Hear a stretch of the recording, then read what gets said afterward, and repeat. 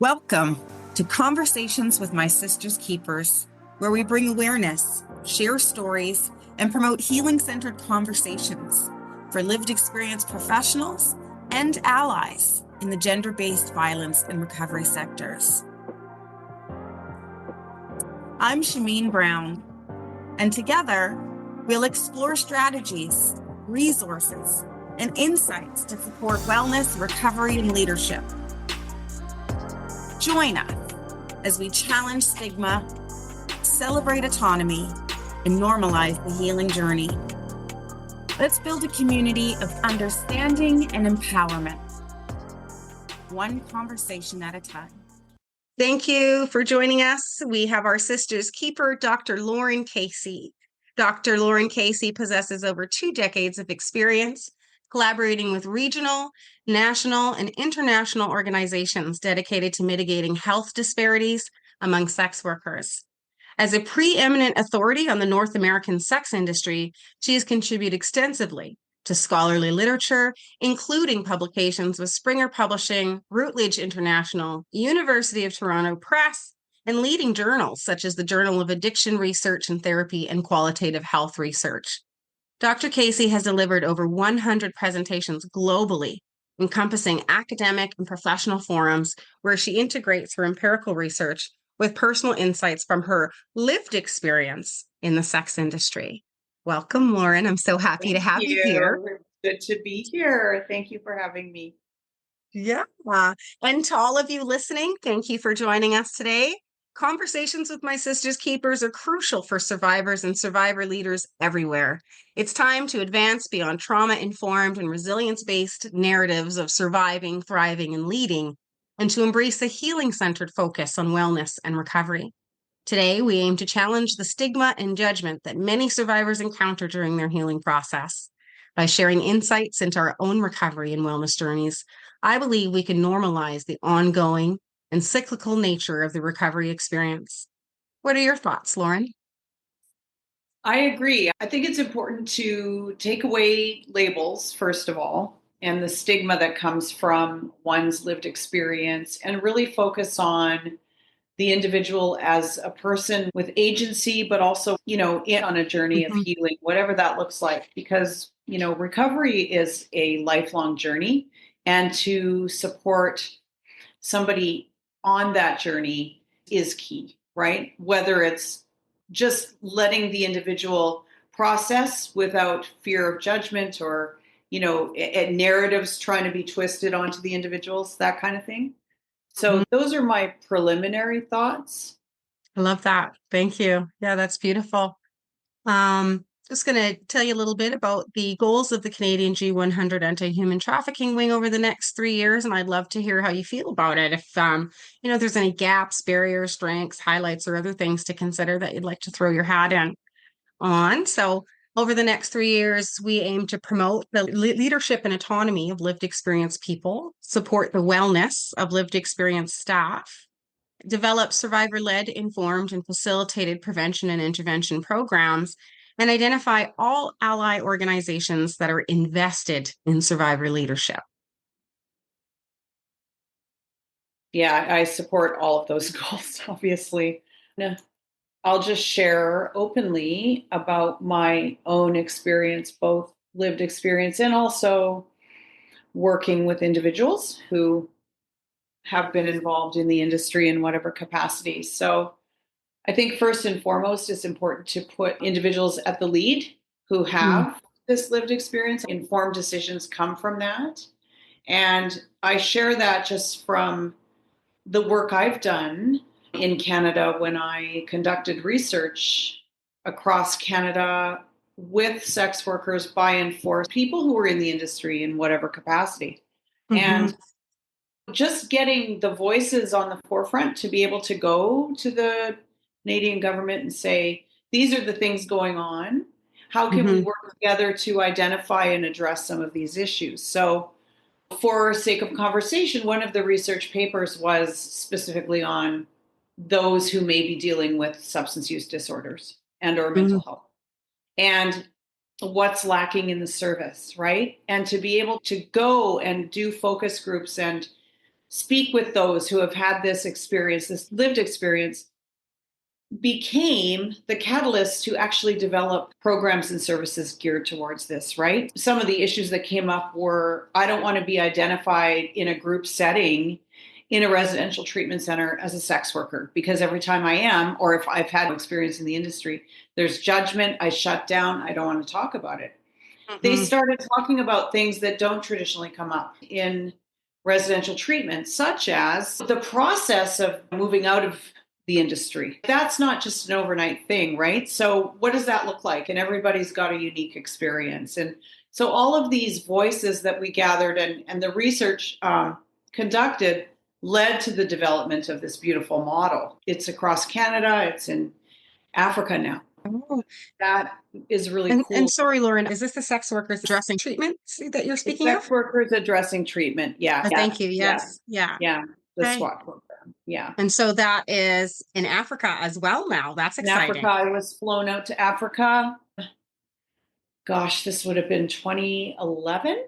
And Ah. I led a dissemination of the model in Mm. Ethiopia.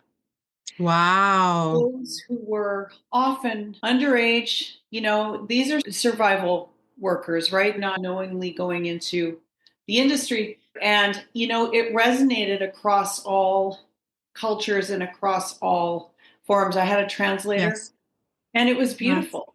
It was Hmm. beautiful. And what are some of the things that the model kind of explores that are, out of the ordinary from a regular treatment for someone who hasn't experienced time in the sex industry? Well, I think some of the main factors that came up were, again, having this loss of identity when transitioning out, like, who am I? That's a huge factor because of the stigma and the labels. Often it's very secretive, right? So people Hmm. don't come out and talk about it. And that's another one. Hmm. It's keeping secrets. And how does that impact our ability to heal, right? Right. And even myself, and I was not trafficked into it. I worked as an escort and I went to college, but I never told anybody about my Hmm. profession because Hmm. of that fear of stigma, judgment, society, the labels, all of that. So, loss of identity, the keeping secrets, the fierce sense of independence because knowing nobody's going to help me, I'm going to do it on my own. I've got this, right? Like that. Hmm. Um, Other things like just adjusting to a new living, a new Yeah. life. And like I said, that's a lifelong journey. So I think, to cap it like they do in the US, right? That insurance will cover you for 30 days. You can go to Mm, treatment and then off you go. Well, it doesn't work that way. right. Well, and I think what often comes to mind for me is if we look at addiction, a lot of folks think, well, when you stop using, you've done the Hmm. work. But Hmm. the reason that you started using is still there. Those Yeah. feelings, those beliefs, those internalized messages about your worth. And it's the Hmm. same thing for sex trafficking or sexual exploitation, right? Or even the sex industry. I would imagine if you're pro-sex, so you're coming out and you're carrying these different things that you've had to hide, that you've had to deal with on your own, or whatever the case is, whatever your story Yeah. looks like. But because that activity has stopped doesn't mean that some of those other things, and I mean, hey, for those who are pro choice, it could be something as simple as financial instability, like that Hmm. hasn't gone away yet. That was very difficult for me, learning how to, like, when you're used to having all this money coming all the time, and then you're in a Yeah. new country and you're like, okay, now what, right? Yeah. So yeah, it's a big adjustment. Yeah. Well, and I'll be honest, right? I've been exited for over 20 years, and there are times where things become really difficult financially, and it's always still a thought. I Oh mean, yeah. it's attached now to the consequences. Again, in addictions, they say play the tape to the end. I know what damage that's going to do to me spiritually and psychologically, me as an individual, not talking about other people because Yeah. this impacts everyone differently. But I know that, yeah, it's quick money, but it's not easy money, not for me. right? And it Yeah, can it's the lead to fast addictions, and money. it can lead to all of the things that I've worked so hard to move away from. But Yeah, yeah, it's the initial, like, you open the fridge and it's empty and your gut squeezes with anxiety and right. you're flooded with memories of being unhoused, and you kind of go into that space of like, Yeah. I know how to solve this, right? Well, I think it's probably one of the hardest things is to, no matter what your experience is, right, is to really, I mean, I know people that have stayed in it for that reason, right? When these are people that are putting themselves through, I mean, I was getting master's degrees and stuff, right? Paying for it through my work. On the flip Mhm. side, I was also living a life of excess Yes. champagne and cocaine. And then there I am at the end of it all, sitting in a crack house, right? So, and that's a big change to go from there, always going, and having all these identities, right? I was a drug Mhm. user, I was a university student. I mean, I had all these different roles that I was Right. playing. So that's another workshop, just loss of identity. Like, who Yeah. am I? How do you What, find what do I yourself even, through that? yeah, what do I Yeah. even like? What do I want to do? What, and removing those layers, Right. man, it takes a Yeah. long time. And countering the culture, right? Because even as you're saying, what do I want to do? What's important to me? I'm thinking about how when invested in the industry or when involved in the industry, there's this culture, there's these people that are around you. And if you're not there by force, of course, right? If you're there Yeah. maybe by persuasion or manipulation, those sorts of things, um, you take on that culture and you want what will get you approval and acceptance and belonging and protection and safety, right? And so separating what they wanted for you that you kind of were conditioned to believe was what you wanted, um, from what you actually want. And also that piece of believing that you're worth what you want, that you can Hmm. accomplish what you want, Hmm. right? Yeah, Yeah. lots to And unpack. it was very much the different roles that I played in the world, Mhm. So you remove all that, right? There's the drugs and these set of friends that are not these set of friends that I'm going to university with, right? Sometimes they'd interact, but not very often. And then there's Mhm. family. They don't know, right? Right. They don't know what's going on. So I've got a different persona there. So it was like Yeah. different hats juggling. And then all of it was removed. The drugs went away, the dealers went away, the university went away because I wasn't capable of even going anymore. I mean, I Yeah. was at Yeah. that point, Been right? there, done that. Yeah. Dropped out Oh of yeah, college the all those first time. things Yeah. went away. So then it's this huge sense of a void, a loss that we have to grieve Yeah. because Hmm. good, bad, or indifferent, when you're giving something up and you're walking away into something brand new and scary, there's Hmm. going to be a grieving process. Yeah. Well, you're grieving familiarity. You're grieving predictability, Yeah. right? A lot of folks who have exited, there's still this addiction to chaos in a sense, right? Bad relationships, bad lifestyle choices, and I say bad lightly, but in terms of bad for you, right? Not bad Yeah. across the Yeah. world, Yeah. generally. They want to be careful not to pigeonhole choices. But moving into that space where you know how to survive in crises. So Mhm. continually creating crises or allowing crises to happen so that you can feel in control again, because that's what you know. And when things are Yeah. good and when things are comfortable, when things are safe and people are healthy, it feels scary to trust that. Yeah. Because that's how, for Yeah. some, that's how they ended Yeah. up in Yeah. the trade in the first place, Yeah. right? Is trusting that. Yeah. Yeah. Yeah. And also the isolation, Hmm. the isolation that can happen just as a direct result of not feeling safe or comfortable to share Yeah. the real, Yeah. the truthful Yeah. and difficult things, right? Yeah, being authentic. Yeah, Yeah. where is there a space for you to just be? Yeah, instead of wearing a hat and a Hmm. mask and all the paints. Yeah, yeah. So there's a couple things. Okay.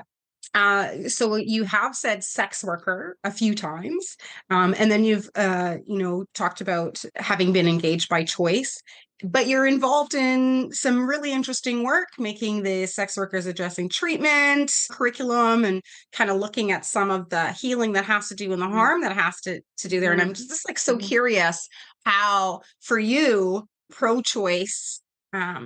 beliefs and language and models kind of fit into anti-human trafficking, or rather Yeah, don't. But like, what's the yeah, alignment for you? it's really interesting because, and that's what I grapple with, right? Like, I think, how do Mm-hmm. I fit into this? How do I fit in? Mm-hmm. And the reality is, even though I haven't experienced it, I've seen it, right? Like, Mm-hmm. I'll give you an example. When I went to Africa and I was in Nairobi, and we did the 3 university pronged research project, and it was literally going into the Kibera slums. They call them informal settlements now, bless you. um, and interviewing women who live there, talking to them about how do they navigate their own safety in these really, I mean, if you Mm-hmm. see photos of what the conditions of living, Right. never mind homelessness in North America, we're talking like Mm-hmm. no running water, we're talking like just extreme, extreme, extreme poverty. So Mm-hmm. I didn't interview this particular woman, but I met her and she was there with her little baby. And this baby was at the time 4 months old. And she, you know, these women, they didn't have choice. Not like my experience. I'm a white woman from North America, right? And I've had a very different experience. And long story Mm-hmm. short, this young baby has now become my adopted daughter. Mm-hmm. Yeah, she's going to be moving when she turns 18. She's now 13. She's the product of a John Sexual trauma. customer. Okay. And her mom has had so much trauma over many, many, many years. And when I was interviewing these women, that's when my eyes really opened. Okay. So that's Okay. the Okay. continent. Mm-hmm. Then through the work I've done, because I've done a lot of activism, but I've also done a lot of work, for example, in Los Angeles, right? Mm-hmm. I've met people in LA. I did a lot of work in prisons and jails. Mm-hmm. Mm-hmm. So again, a lot of women who had been trafficked and who had been pimped when they were really young, right? So Yeah. that kind of scenario. So Mm-hmm. the thing I don't want to confuse is to put all of that into the industry as a whole Yes. and to really honor my experience, but also Oh give yeah, I'm with agency you. and voice to other who have not had the experiences I've had. So it has caused me to really look at what's going on. Another thing was I moved to Victoria right around the time the Picton that happened, and I talked to a lot of families, and Hmm. these were survival workers. Can I In just get you to give our audience some cold notes on Picton? Sure. So Robert Picton was charged with the murder of, I mean, there were more that he actually killed, but they couldn't find the evidence. But he had a pig farm in Coquitlam, which is outside of Vancouver. Mm-hmm. And he was picking up heavily drug addicted workers in Mm-hmm. East Side Hastings, right? Which is a very vulnerable spot for a lot of people. I mean, people survive there, but this guy was going, and I know a woman that actually picked him up, and his thing was, I've got these great drugs, come with me. He looked non-threatening, right? He seemed like whatever, and he was ending up taking these women to his farm and murdering them Mm-hmm. and killing them, and they found remains of many, many bodies. I don't have the exact number, but Mm-hmm. of these women that had been murdered, missing and murdered women. So, Right. And his pigs were eating their remains as well, I yeah, believe, right? So that's why there's a little bit of a weird, we can't really get a great count. So thank you for that, just so that folks kind of sure. have some context. And so you were saying that while you were in BC around the time that was happening, you'd spoken with some folks? Yeah, I'd spoken with plenty of folks, and I'd spoken with Indigenous missing and like talking about this is what's happening in my territory. This is going on, Mm-hmm. and they were overlooked by the police because of they use drugs. They're probably gone on another run, right? Like And I realized like that could have actually been me. And I'll fast forward to when I ended up in California, which is ultimately where I reached the bottom of my addiction. And I was in like a motel in a really rough area, right? I mean, it was bad. And the police came knocking on the door and they Mhm. asked me, "Have you seen Miranda?" I thought they were coming to arrest everyone because, we're in the middle of this crazy. Mhm. But they told me, they said that women are going missing from this area and taken to Tijuana, and they are never seen again. Wow. They are never seen again. Their Mhm. families, like, so this is real. This does happen. And so Mhm. I'm passionate Mhm. about standing up for anybody who's, Yeah. been afflicted. Yeah. And let me just say too, like that's another thing that I struggle with. It seems that the more sober, the longer that I've been exited, and the more that I've done this work, it's like I'm almost carrying um I don't know, I'm afraid. I'm afraid to travel. Like I love traveling and I will do it, but there's always a great deal of anxiety because I think, I can get trafficked. People can get trafficked. Maybe the cops will shoot me in the States. I don't know, right? It's like this Yeah. leftover stuff because I've seen and heard so much that Yeah. unlike other people who will say to me, oh, don't worry about that. Like the odds are so low. And I'm like, yeah, well, I spent over 10 years as one of those odds. So, I don't want to go. Yeah. Yeah. So Yeah. No, it's that. interesting though how people expect that because you've exited that there is nothing left, that there is no response to, certain stimuli or triggers. Mhm. Yeah. Sure. Yeah. And I can share one example where this wasn't even a paid client. This wasn't even somebody who was seeing me, but I was working out of a hotel and I was studying and I went down to get a sandwich at the restaurant to take back to my room because I was going to have lunch, continue writing my papers. Okay. And Yeah. there was a knock on the door and there was this guy who I saw sitting down in the restaurant and he said, "I Mm. want to see you." And I said, "No." And he literally pushed me through the door and he grabbed me from behind and he pulled out an X-Acto knife and it was right Oh, on my neck. on your neck. This was not a client. This was not a customer. Oh This my was a gosh. guy that knew what I was doing. Hmm. He knew he wanted to see me. He was violent. So, long story short, he had that X-Acto knife. I'll never forget it. I have PTSD from it to this day. Absolutely. And Absolutely. I managed to get, they say when you get like adrenaline just takes over, right? Hmm. And Hmm. I was able to get out of his grip and I ran and that the cleaning people were in the hall and I'm like, help me. This guy's attacking me. And the police came and it turned out that this guy was wanted. Wow. And that's not even, that's just somebody I didn't even have as a, Customer. Yeah. It was just a so random. yeah, just a random. Yeah. Mhm. Hmm. Wow.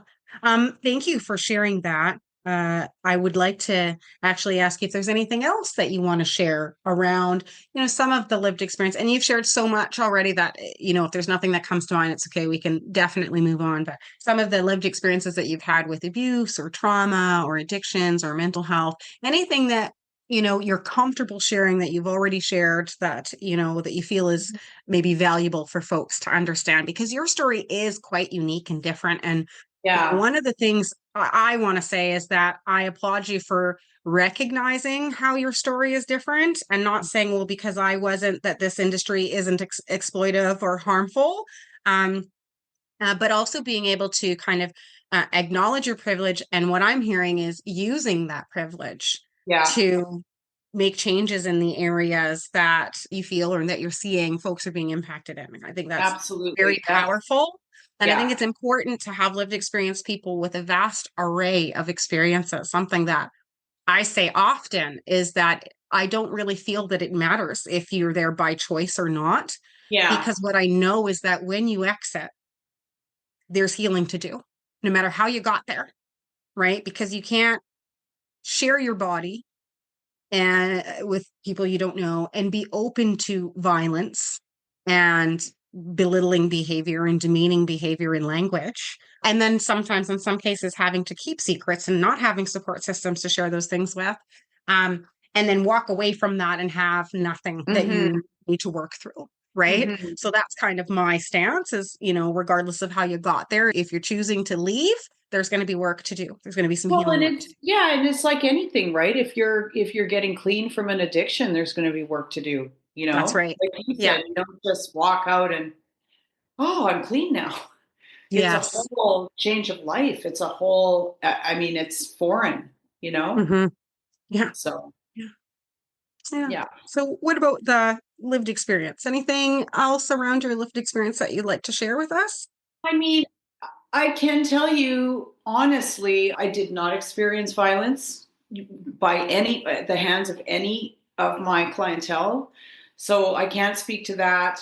Um, I think the thing that almost killed me was the stigma because Yeah. of fear of arrest, fear of what people think, fear of being found out, fear of like all of that. That Yeah. is trauma in its own Yeah. right. So that definitely affected me.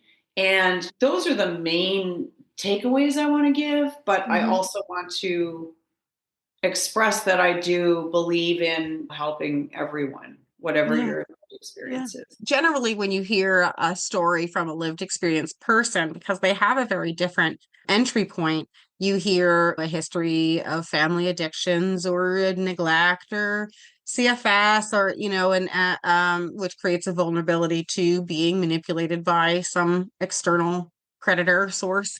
What does that look like for someone who's like, how did you find out about it? How did you, like, what?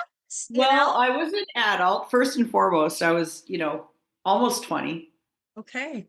I was already living in my own apartment. And, back when I was 14, when I had my first drink, I was attracted to the wild side, right? Like I wanted to get out of the suburbs because I grew up in suburbia. Yeah. And so when I started getting wild in alcohol, right, I was actually introduced by a mutual friend. I was not pimped. I actually was with her and I was so naive. And she was like dressed and she was going out to the stroll. I mean, I'm giving my age now online. But yeah, I was like, whoa, do you work as a secretary? Yeah, I didn't know, right? Yeah, yeah. I said, what are your hours? She said, whatever I want them to be. She's the one that introduced me to it. I wasn't like tricked into it or pimped into it.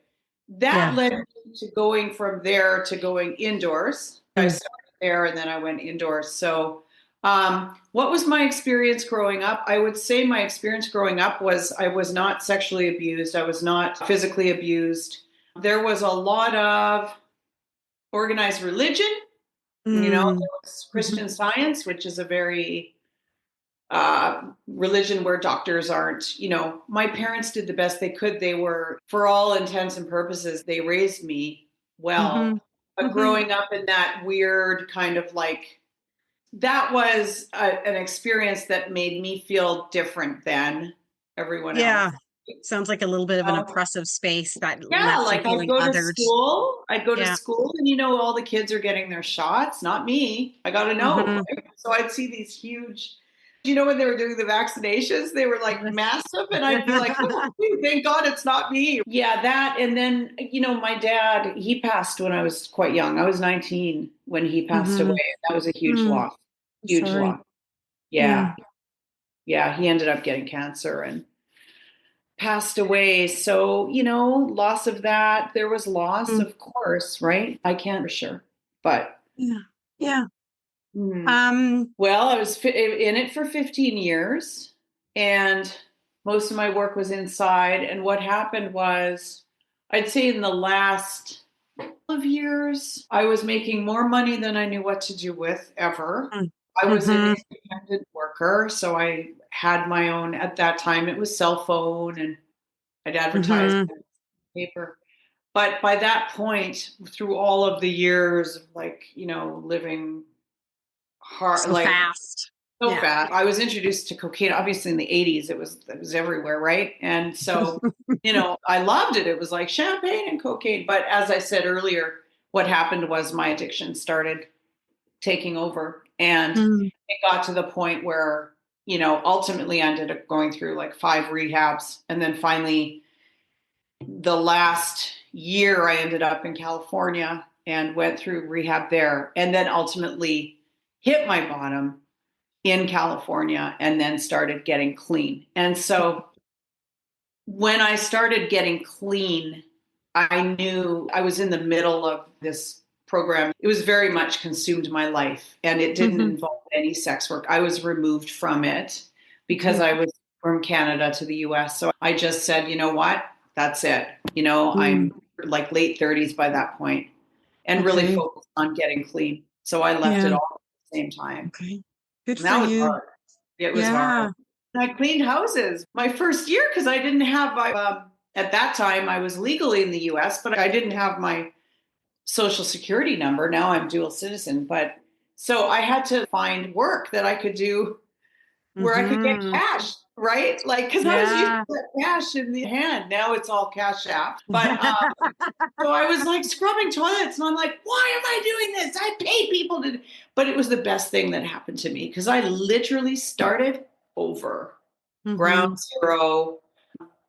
And the hardest thing, like I said, was learning to just change one thing in my life, and that was everything in my life, you know? Yeah. Yeah. Yeah. It's a domino effect, right? Yeah. Mm-hmm. Yeah. Yeah. Yeah. It sounds like in your early career or your early experience, we'll say, um, there was less with addictions and so perhaps less vulnerability Yeah. later on prior to your exit. There was more addictions and therefore likely more vulnerability. What did the experience of, as a sex worker, did it Yeah. change at all? Well, do you know what's interesting? I'm one of the sex workers that never worked high, right? What I would do is work, make all my money, and then shut the phone off and go Okay. for things, right? So again, my experience was quite different. Right. When I was using, I had all of my friends that I would be with, but they weren't the work. When your addiction was at its peak, were you able to still separate work from play in that Yeah. way? Yeah. Wow. Yeah. Wow. Oh, good for you. Well, and Not talk me. about like it's very Yeah. much a whole other identity. So that's why I had the Mhm. hardest time Yeah. coming to find out who I am because I mean there When you was were sober, you were working, and the rest of the time, it sounds like you were partying. So yeah, being that was sober it. and That was not it. At working the was end. like, who am I At the sober? end, that Yeah. was it. I was trying to do my master's program. I couldn't show up for life by that point, right? Like the addiction had gotten so far that I'd be gone for days. And then Mm. I'd crash. Yeah. And then I'd, come to and then start it all over again. So it became this crazy wheel that I was Yeah. running. Yeah. Yeah. Wow. What a powerful story, though, to have made so much change, right?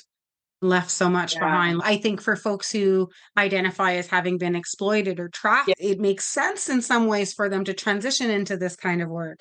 Someone who's had a more empowering experience, it's almost like doing a complete 360 to do this kind of Yes. work.